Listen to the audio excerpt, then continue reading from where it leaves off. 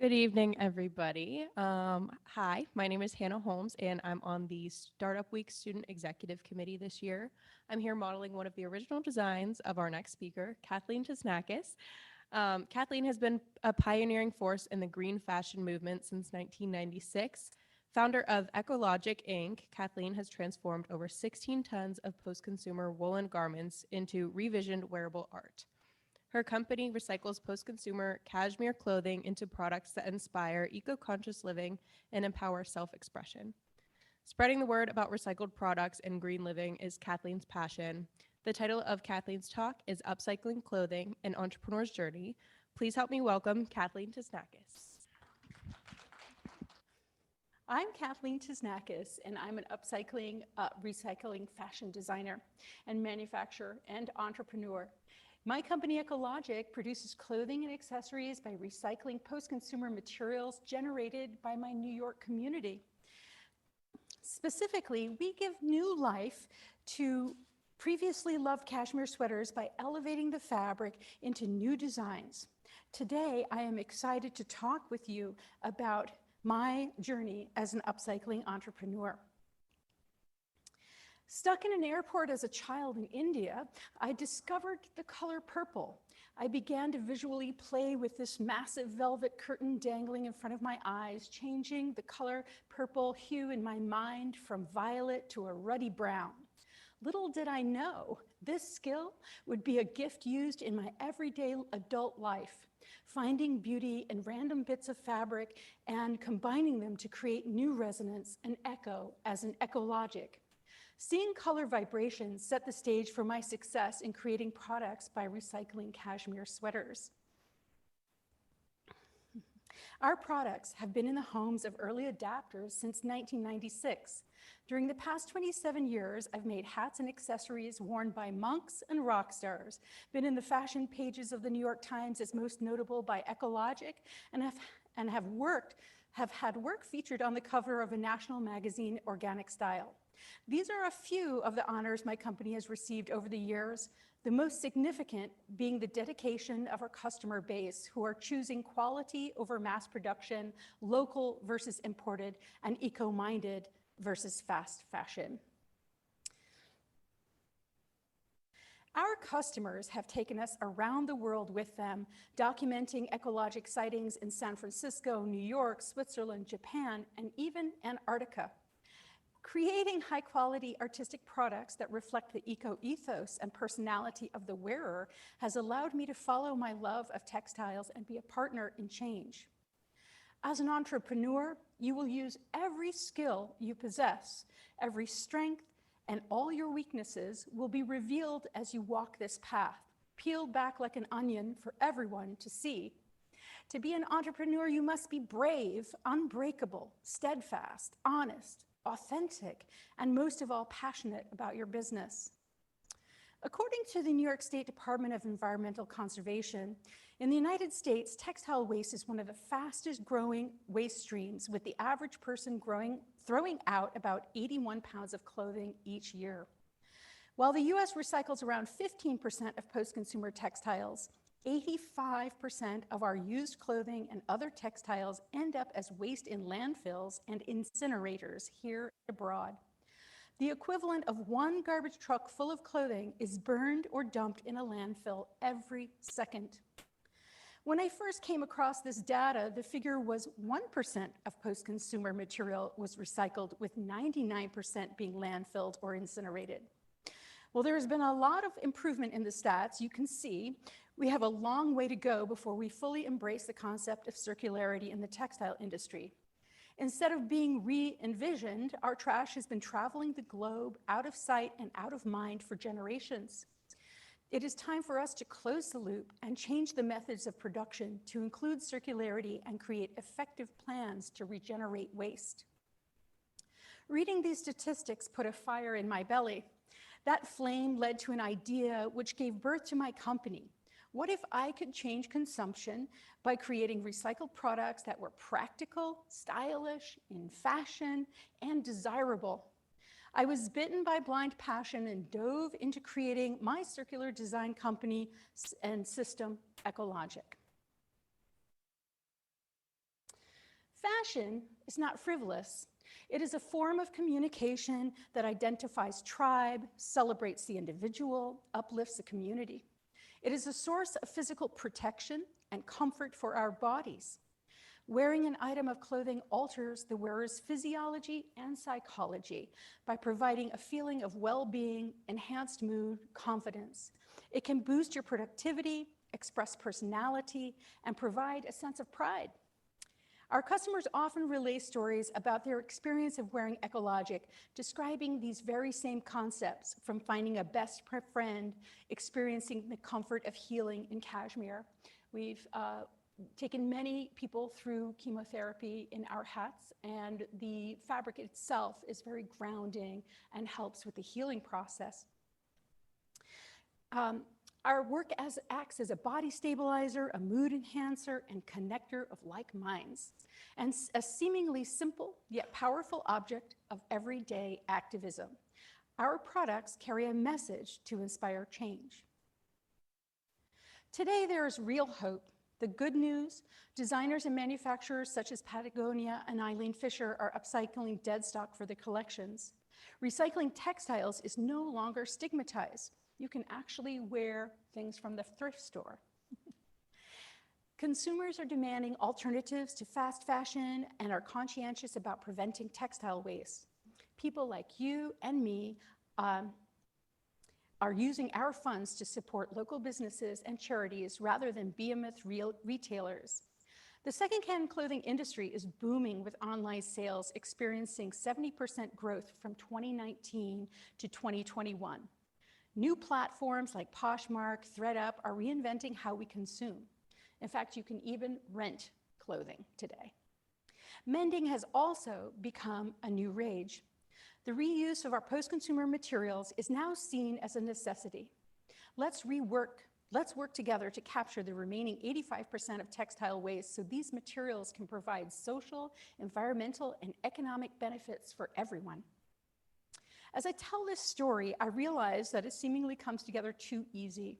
Before I go deeper into my path to entrepreneurship, I want to talk about the big void, the black hole of unknowing, the fertile ground of nothingness that can envelop you when you are immobilized by lack of direction or an unknown venture.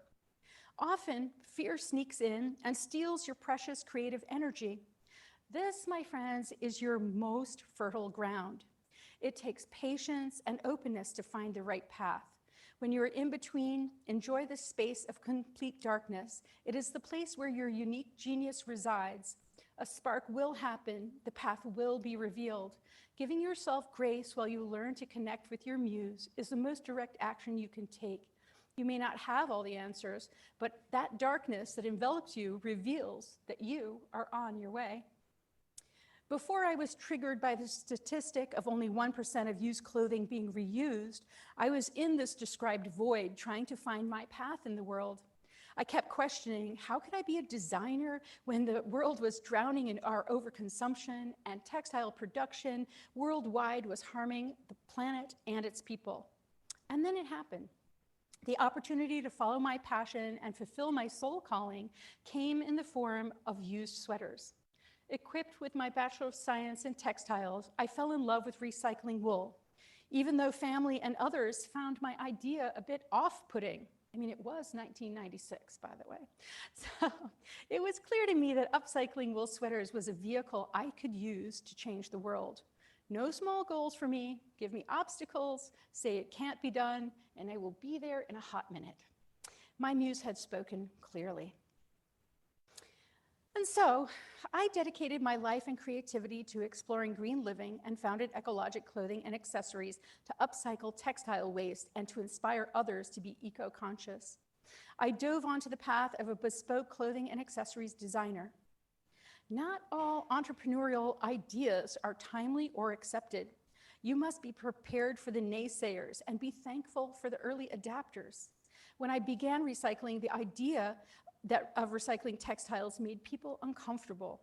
My family was embarrassed. My first job in textiles had some panache. My new career path of digging through discarded clothing in clothing bins, not so much. Customers who were attracted to my designs would say after discovering its source material, is it washed? To which I would reply, why, yes, of course, not understanding why they would think I would create my renewed pieces if the material was unclean. I was at the forefront of the recycling movement, and the concept that post-consumer materials could or should be recycled was met with skepticism. Inner strength got me through only hippies recycle moments. I had to make a deal with myself that if my time would never came, I would stay on the path. Artists over the centuries have been faced with this dilemma, most of whom passed before their work was fully understood. My focus became the work. I had to tune out the judgment and focus on creativity. There was a point to prove. Our textile waste could be reclaimed and upcycled into products that were more desirable and viable than the original. The risks you take to become an entrepreneur are huge. The dedication to an idea consumes your every action. A business is like a new baby. It takes all of your attention, your energy, your ingenuity, and resources. You will do this without a guarantee of success. There will be depths of defeat and heights of joy and success in between the slog of every day.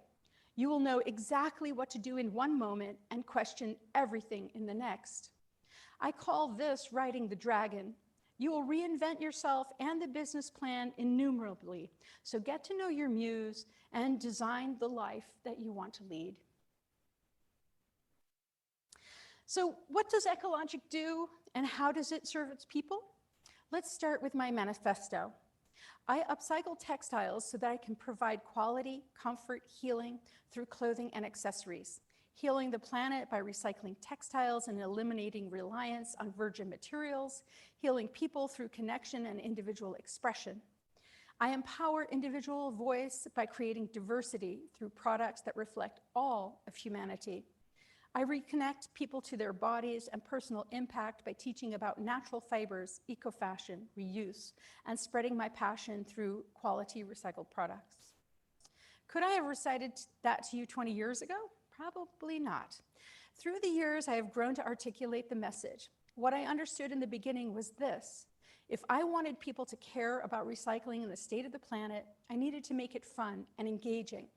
The trend of oppressive, damning eco-anxiety actually suppresses actions that could make lasting change. I sought to focus on connection and self-expression through reuse. Recycling textiles focuses you to deal with an infinite variety of materials manufactured in multifarious ways. The sheer volume of change is astounding as well as inspirational. You have material type, mixed fiber, natural, man-made. There's size, adult, teen, child. There's construction, woven, knit, extruded. Not all fibers are created equally. 60% of newly manufactured clothing is synthetic and man-made. These fibers do not break down in the landfill, and they contribute to the microplastics found in our waterways through normal washing and wearing. They are also not good candidates for upcycling, as these materials show wear quickly and hold stains and odors. Upcycling is not an answer for these synthetic fibers, most of which are also petroleum products. These fibers must be remanufactured through a chemical process. Choosing to wear natural materials over these fast fashion synthetics offerings is your first line of defense for keeping it out of the landfill. There are some cellulose fibers that are considered to be an eco-alternative, but these also take intensive manufacturing processes. Please learn the source of your materials to be sure and do the research to find out what you're wearing and if it is contributing to our landfill. Greenwashing is a common practice. So inquiring about the who, what, where, and how of the clothing you purchase can help decide where you should spend your money. What is the difference between upcycling and recycling? Upcycling is where old products are transformed to have more value as opposed to less. I chose to work with wool knit as it did not require intensive remanufacturing to be reworked. Wool is naturally antimicrobial, which makes it healthful to wear and reuse. Wool and cashmere are known as heirloom fibers, as they often get passed down in families due to their incredible durability. The wool fiber has many characteristics I can control artistically, like felting and fulling. The original acid dyes retain their beauty over time, so I do not have to add more chemicals to my creations. And the final piece of the puzzle, I can access my raw material locally. As stated, the process met my sustainability and life requirements. Let's look at the thought process a little deeper. Secondhand clothing, secondhand local materials is what we use in the studio. And this lessens the impact of landfill through reuse. It reduces the transport of our clothing to overseas and requires no virgin materials, thereby saving greenhouse gases from traditional textile production. Keeping textiles out of the waste stream reduces the cost for local governments and residents. Wool is a natural fiber. It is biodegradable, compostable, breathable, and antimicrobial. It also wicks away dirt and is water repellent. Wool and cashmere garments can be worn 8 to 11 times without washing while providing comfort and wearability. Our products are US made. All ekologic designs are created in our studio by hand out of New York post-consumer materials, providing creative jobs for my community. The transportation of raw material to completed product is completed within 150 miles. Our products are durable and long-lasting. Customers are still using 20-year-old hats, eliminating the need for fast fashion disposable items. Ecologic products get reused or resold after their initial ownership, as seen in resale markets and online. These tenets of eco-living create the foundation on which our products are built. However, I must add one more. Provide a quality product that fulfills a need. Our customer retention relies on the value of our products. Our eco-ethos and the luxurious quality are vital components. Staying true to the vision is critical to your success. No matter what business you create, be prepared to wear many hats. You will be needed as a leader to decide where the best capital investments are made, how to get your product to market, how production is managed to maintain profitability. You will need to hire, fire, and delegate. Your time will get splintered by urgent issues, new possibilities, opportunities, or a worldwide crisis such as a pandemic. Survival will be the utmost on your mind. Does your dream include family and friends? Then I will add discipline to the list. To have it all, you must learn to stretch time, carve out special moments to feed your humanity and relationships, and this is no small feat. How do you get your product to the market? Where is your audience? There are so many options. Do you have a local market or business gathering where you can test out your ideas? Find a group where you can present your ideas, offer services, or present your product for sale. If you are not familiar with connections in your area, reach out to your regional SBA, and that's a small business development. They really do an amazing job of guiding and assisting you with research and development. Are there trade shows that you should visit? Get out and see what's available. There is a quote by Tahi Shea displayed in my studio that I have found to be motivating. Action removes the doubt that theory cannot solve. This quote reminds me to do something instead of sitting in doubt. The first solution to problem resolution is action. It doesn't matter if you succeed or fail. You just got one step closer to learning what it takes to operate your business. I developed my product designs by immediately bringing them and myself to market. I had to learn from the ground up how to engage, present, and sell. Fortunately, I had access to the longest running artist market in the country, Portland, Oregon's Saturday Market. It was here that I found camaraderie in the other businesses and feedback from prospective buyers. Connecting enabled me to push boundaries and explore the possibilities of my designs. To this day, active listening is a priority. I learned so much from our buyers and business community. Take advantage of any opportunity that allows you to learn and engage.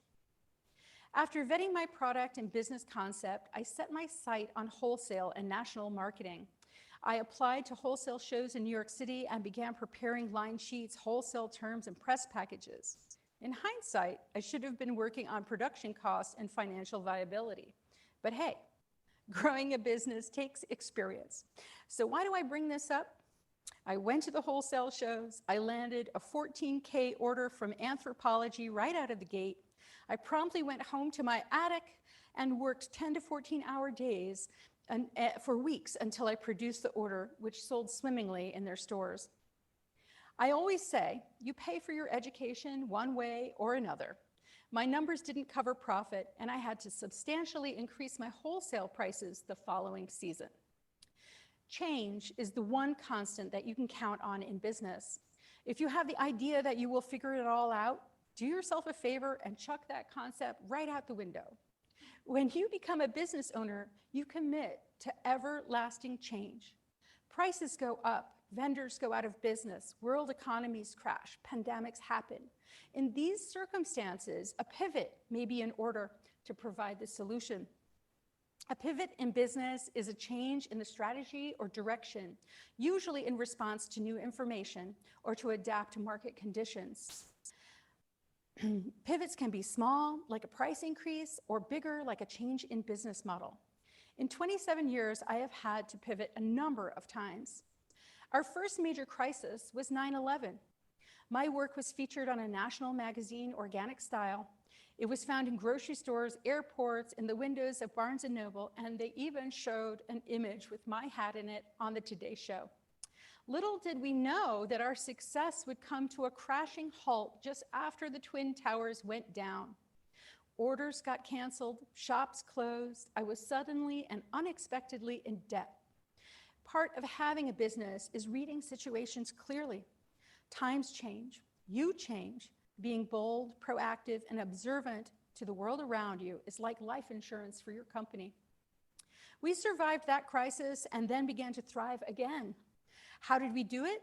We relocated our business to upstate New York, lowered our cost, moved closer to our market, our suppliers, and family. And you know what? This was the best thing for me personally and financially. I would never have made that move if our world didn't fall apart. And what happened? We got right back to business. Wholesale was good to me. My designs were sold in 180 shops and galleries in the United States, Europe, and Japan.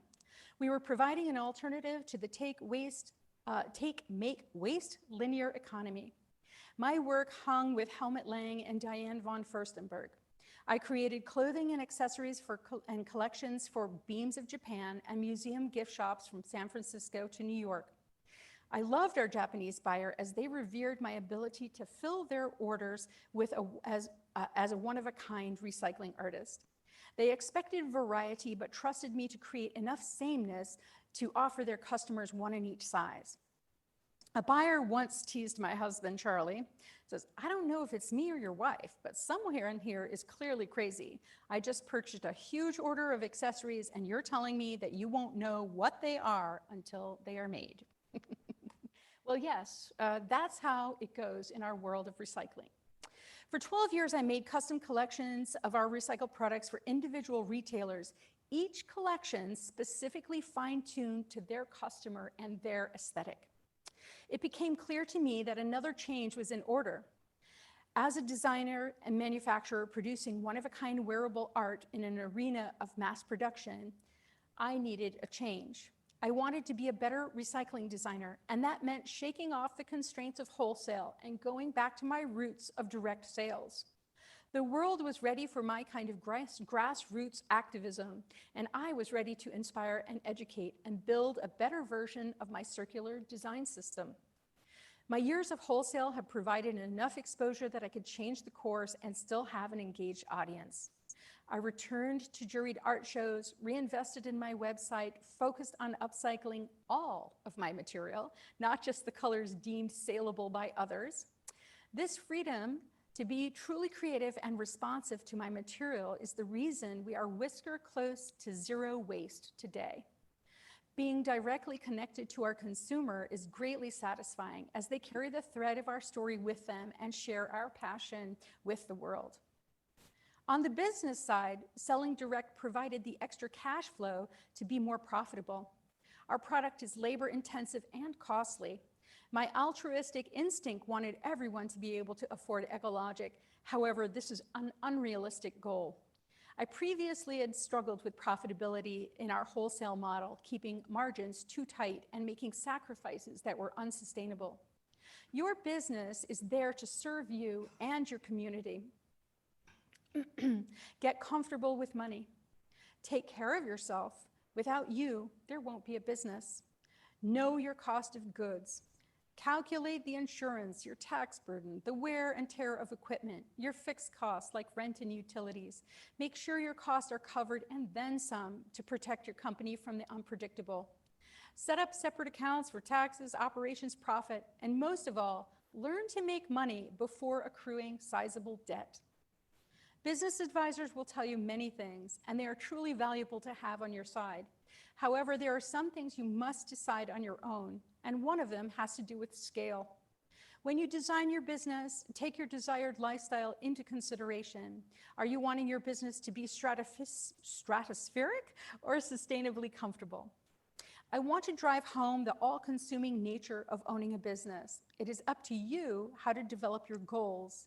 I want to give you the tool of forethought so you can assess scale before you partner with debt and give your power away to investors, unless that is truly the right path. There is a Buddhist saying, do you own the cow or does the cow own you? Your business can easily begin to own you. Having a clear sense of your goals will keep you on the path and keep you out of unnecessary burden.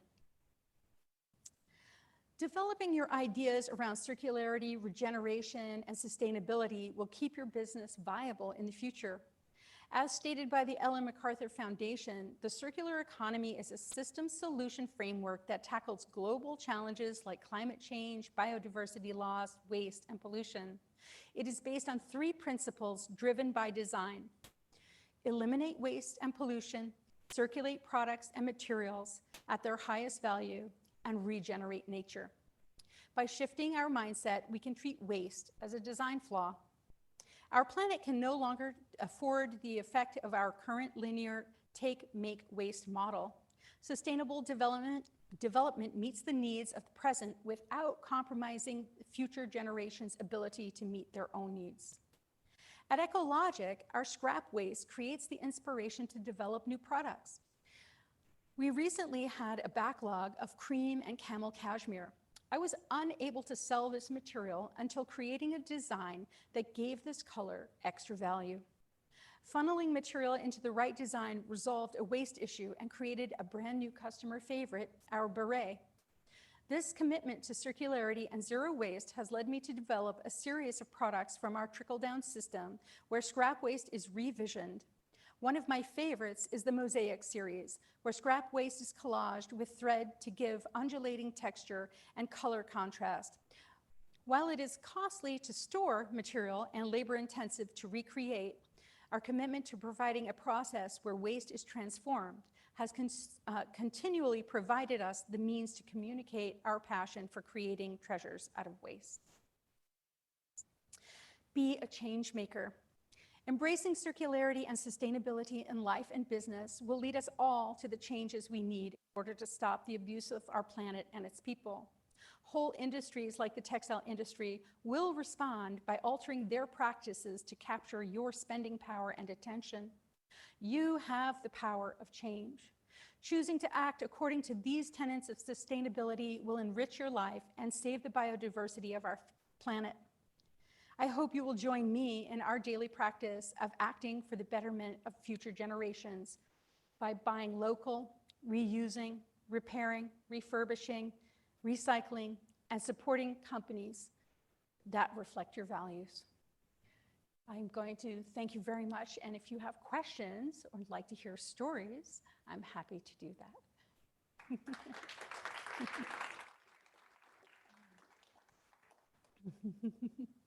Are there any questions?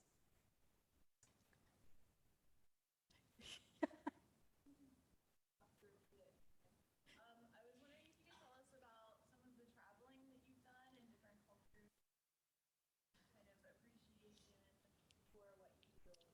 Yes. Yeah, so I was very fortunate to live overseas as a child, so I was very in touch with how our clothing today and our Western culture is being produced And even the colors of the Indian culture just sort of permeated my being. So I was able to bring a lot of the things that I didn't even realize until standing here as an adult that have affected me along the way. Just seeing the trash piles, just seeing even the reuse in third world countries of products and how things are valued in a very different way, probably gave me the insight to act when I did in 1996. Yeah, so we travel actually the country selling our work. Our work has sold all over the world, as I mentioned, like Japan and Ireland and Italy and many different places. And our customer takes our work around the world, which is really exciting to me. Like I mentioned, Antarctica, the stories of our work and connection are something that we hear every day that we're out in the world. This one customer was doing a scientific project in Antarctica. They needed something really warm and thick to take with them. And as they're standing in line at the intake, the person that is signing them in to get them going is wearing an ekologic hat. And they actually became fast friends. So things like this happen all the time. One of my favorite stories is like I received a fan letter from, I don't know if you know, Sonic Youth, Lee Ronaldo's world famous guitarist. He had found my work in a shop and wrote me a fan letter, which was quite amazing, not really understanding, wow, people are interested in this.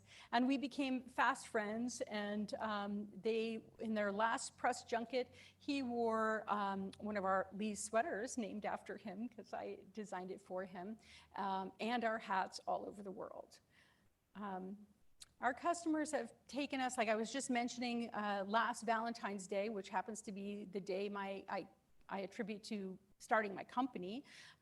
Our work was worn by Susan Spencer. I think it was on the morning show, Sunday morning, CBS, that's what it was. So we've had some really amazing connections and things happen. But I think one of the most important things that I've learned is our products really do help people in healing. I mentioned that because we have a number of customers that have gone through chemotherapy, and one in particular, during the holidays, the customer's sister came to me and said, you know, my sister was not doing well. We were really concerned. She said, and so I bought a few of your hats and brought them. And the hats helped change the situation. And this I know to be true because the natural fiber, the cashmere fiber itself, has so many incredible attributes that interact with our bodies. So just having that extra level of protection to keep her body temperature stabilized, her body didn't have to work as hard to stay well. And so these characteristics have really made me fall in love with the material and natural fibers.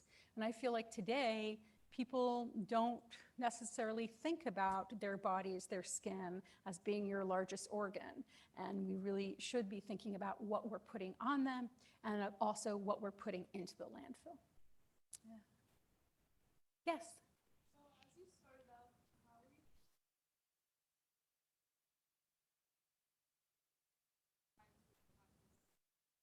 Yes, so I've actually been sourcing them the same way since the beginning. Well, in the very beginning, I was going to what we would call the bins, you know, so Salvation Army or thrifts have sometimes big warehouses where they just dump everything, all the extras that maybe is not first quality. So I would go in there and just walk away with, after a few hours, of course, because I was going through shoes and raincoats and sweaters. So you never knew what you would find. And that was the very early days. But after that, I learned about rag companies. So these rag companies are sort of the last endpoint for our clothing before our clothing travels overseas. So how it goes, you give your garments and things to the thrift store, and then the thrift store either sells it to someone to make a little bit profit or sells it in the store. But actually selling things in their store, it has to be presentable in a certain way. It has to be applicable to the trend of the moment. You know, it's not, they don't just accept everything and put it out on the floor. They actually determine, you know, who their customer is and put those things on the floor. So there's a lot of materials that need to go directly to other places like rag companies. So I am purchasing at that end of the line before it's going overseas. So we actually go and hand select the textiles that we bring for recycling, because not all of recycling is done equally. There are different, like Old Navy put out cashmere a few years ago and probably still does today. The unfortunate thing with that product, it would immediately come into the waste stream. They would be advertising on television. A month later, I would see their things at the rag merchants.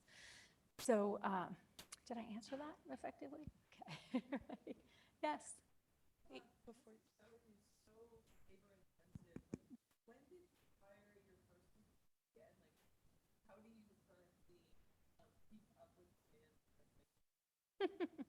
It's very, very challenging.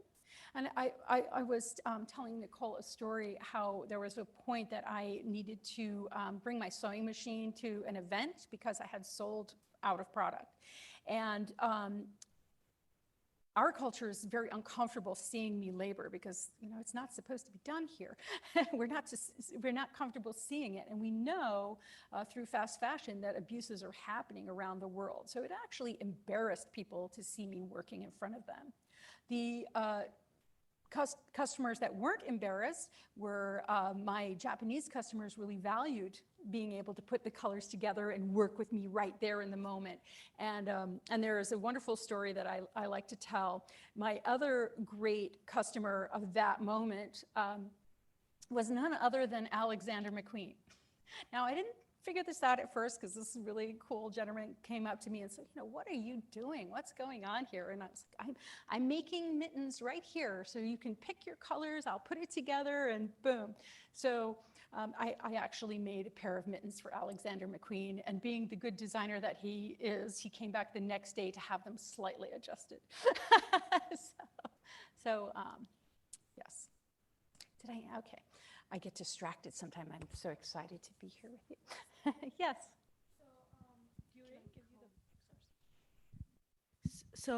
During COVID, I started like an online sort of like thrift store because I just want to be more sustainable, and I feel like this topic really interests me. I want to do my bit for it. But with my experience, I realized how there's a stigma with using thrifted clothes, and people aren't comfortable, like you mentioned, and people ask a lot of questions if it's like clean or like the quality, and there are a lot of doubts, which is why this industry has, I feel, less customer than it deserves.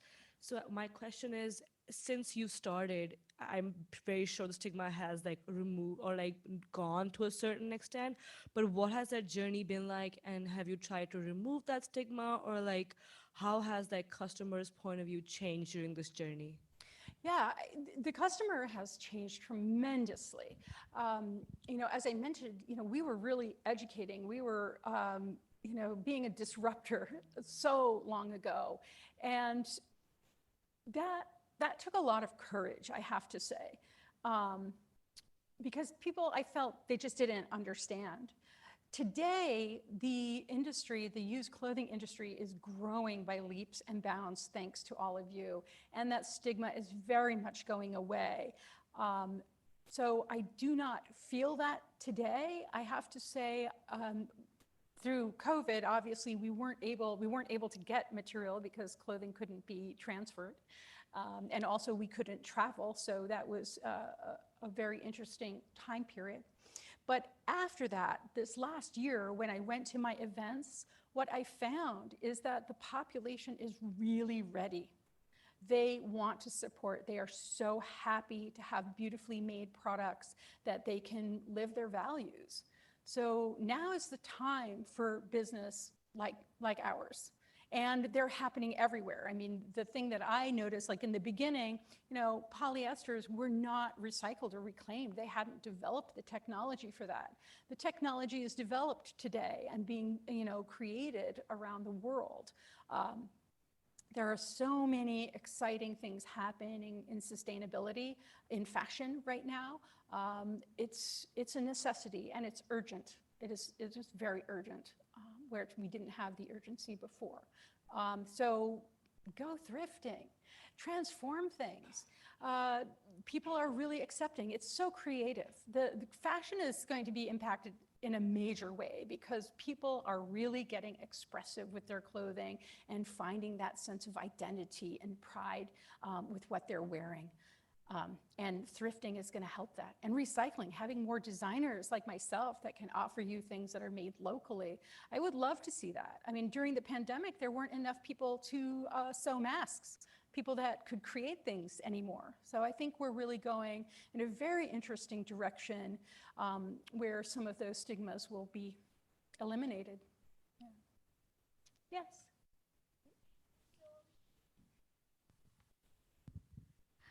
So you mentioned that you sort of had this phase where your business did not really do well.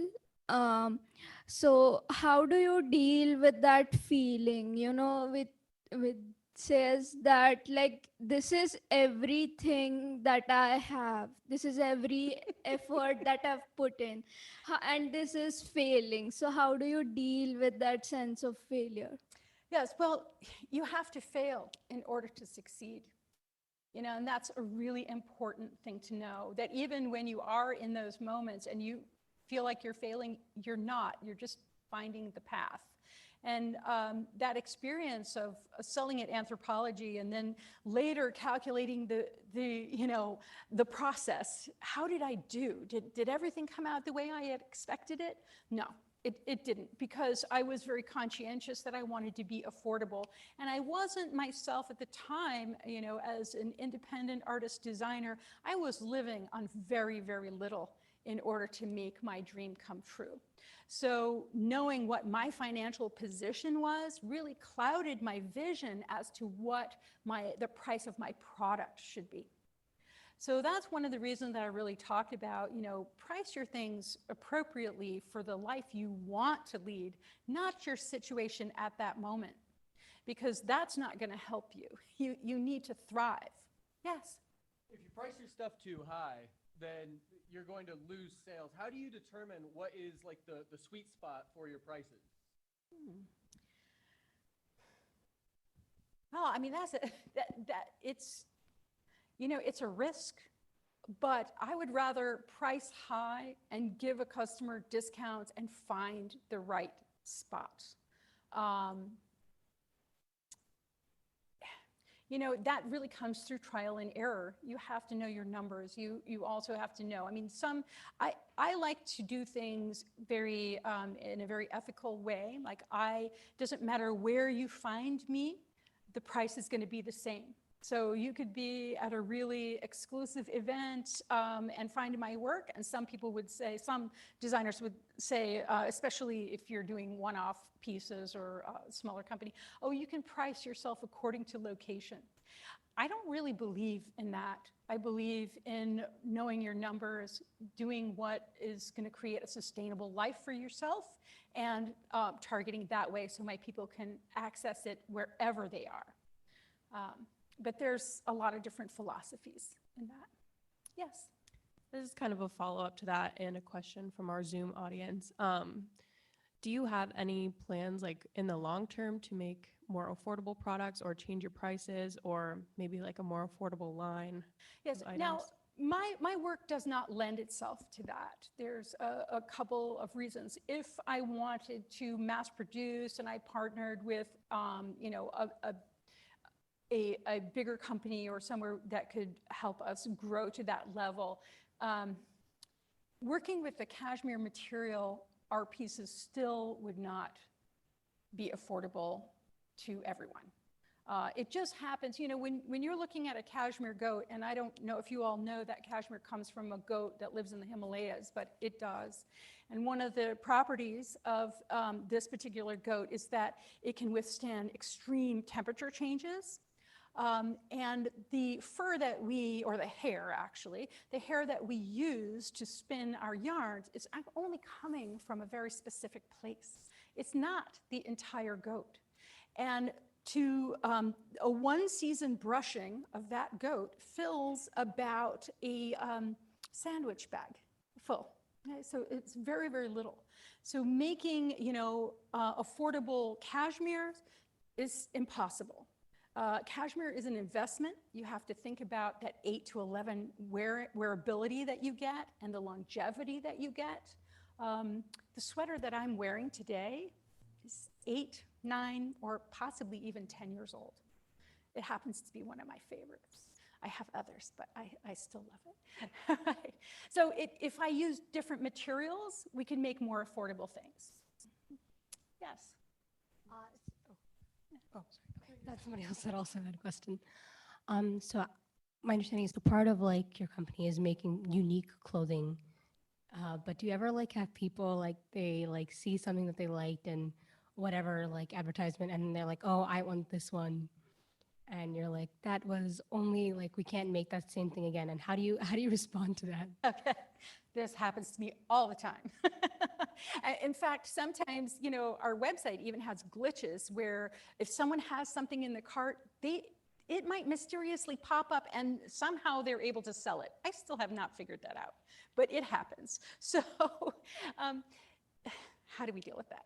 I deal with that in a couple of different ways. One of the things that my abilities as a designer, and I have an incredible color sense that we truly believe that it came from my life in India because I was so stimulated by all the amazing colors and textiles. I can see variation and vibration in color to where I can actually imitate something. Whereas the effect of the sweater, I cannot give you the same fabrics or the exact same colors, but I can make something that has the same feeling and you think it's the same, but it's not. Yeah. So I'm creating illusions every day. And some pieces in our work are just collector's items. They're like this green sweater here. This is a one-of-a-kind piece. This I cannot reproduce for anyone. I don't know when I'll find this fabric ever again.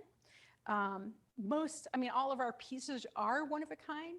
Can I produce another pink? Yes. Can I produce a pink sweater that has this fabulous flecked heathered tones in the front? Maybe not. So our customers are educated to what they're looking for. When they see a piece that has these really special elements, they act right away. And that's taken a while to educate them about this because what we do, it's hard to imagine what we do. The scope and scale of the one-of-a-kind pieces and how we produce it is really, truly amazing. It amazes me every year. Like, what did we make? Yes. We have another question from our Zoom audience. So they want to know how social media and the internet in general impacts your business positively or negatively, and how has this changed since you started in 1996? Yes, well, obviously there was no social media, so I had a little less stress in my life. And the internet, we've always had an internet presence, but we've really begun selling more online. And the thing that has been our lifeline to selling is our email lists, our newsletter. I actually do a newsletter and do mini launches all the time. When we get a series, my latest series photographed, we put a newsletter out, tell them what was going on and where we're going to be, and that has changed the way our things sell online. People are looking more often. So we're really moving more closer to a launch culture in our work. because of this increased growth, it's becoming harder and harder for us to keep up. So the studio is going to have to grow. The social media is very challenging for small businesses because it takes considerable time and investment before you see a return. I have definitely found it to be valuable, but it is a very tricky piece of the puzzle because of the amount of time and money it takes to engage. Once you get there and get the ball rolling, I think it's really effective for small businesses like ours. And also, you know, the pandemic helped with that. I realized I didn't talk about virtual appointments. I actually do online appointments, FaceTime or Zoom with customers. They'll tell me, Kathleen, I need a pink sweater and I want this design. And I will pull fabrics before, get a concept together, and just dial up the phone and say, okay, what do you think? Did I nail it, or do we need to make a little change? And that's really exciting. I'm kind of looking forward to the future. Like, how are we going to connect the studio through live moments like that? That's really been an amazing change. Yeah. With an increase in fast fashion and trend fluctuation in the fashion industry, how do you ensure that your products that you're making are truly timeless and can withstand these trend fluctuations? You know, that's an interesting question.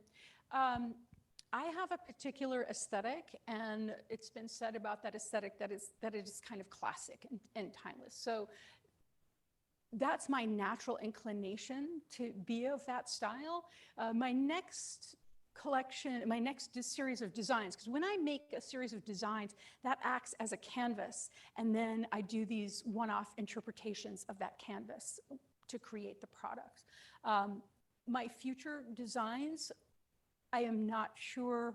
I think they will still have that element of classic elegance, but I will be pushing out the silhouette a little bit. One challenge that I have is the pieces, once they're recycled, are very tiny. I do not work from yardage, so I can't make any size that I want.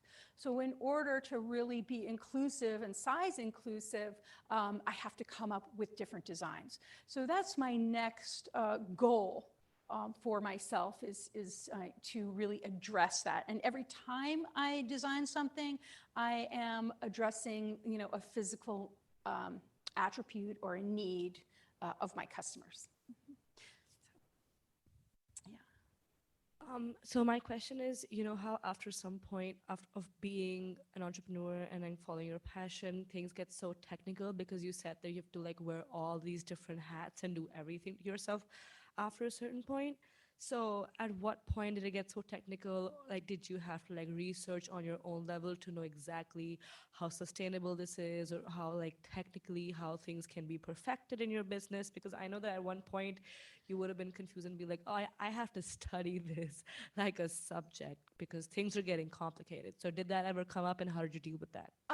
Yes, I mean, one of the nice things I know through this study is of what we're doing, that it's just kind of a no-brainer because we're hitting all of the elements at one time. I have not put finances towards doing that research because that really is what it takes, and I would have to partner with someone to do that. I have thought about it extensively, but I have not yet found the partner to help really dial it down and give us the stats on what we're doing exactly. Because, you know, you have to look at so many things. I mean, there's places that I can improve that I'm not sure how to improve because I don't have large enough buying power. You know, like, what about the thread? What if I could switch to all cashmere thread and have all of our products be a monomaterial? I would love to do that. I'm not sure when or if that's viable for me, but I look at these things all the time. And I think that's it. I mean, just improving every day is sort of my goal. But I also don't want to overwhelm myself because, you know, when we really start looking at all the numbers, and today in my talk, I specifically didn't post a lot of numbers because I know you're going to go back and do that research. It also can be overwhelming to where you just get depressed and you don't think that anything you do is going to have impact. And that to me is not helpful. I really think that we have to do whatever it is in our individual power to make the changes. Because this is a huge change we're looking at. I mean, the textile industry has to change from the top to the bottom.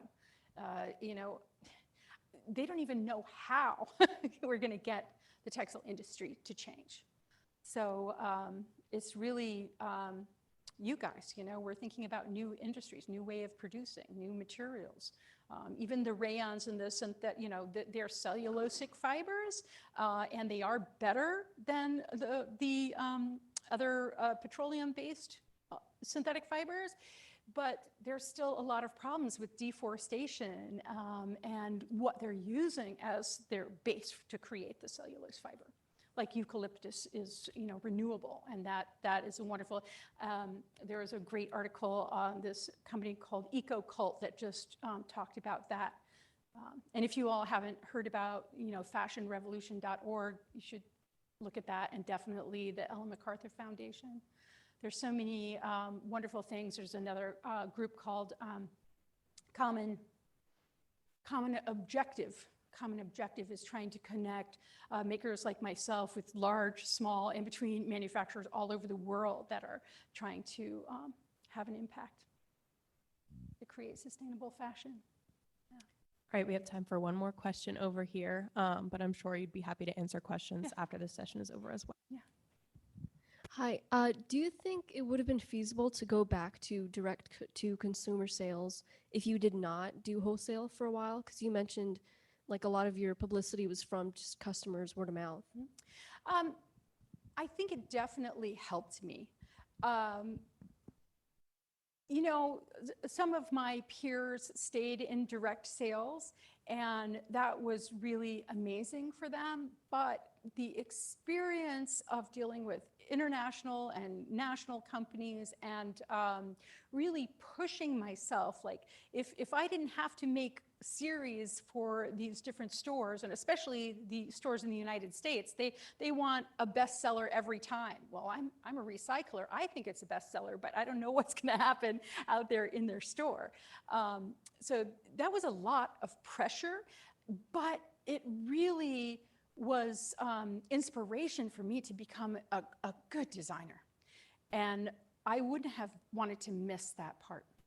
But I did, when doing that, I did miss the disconnection of the customer, because that's how I design. I feel people.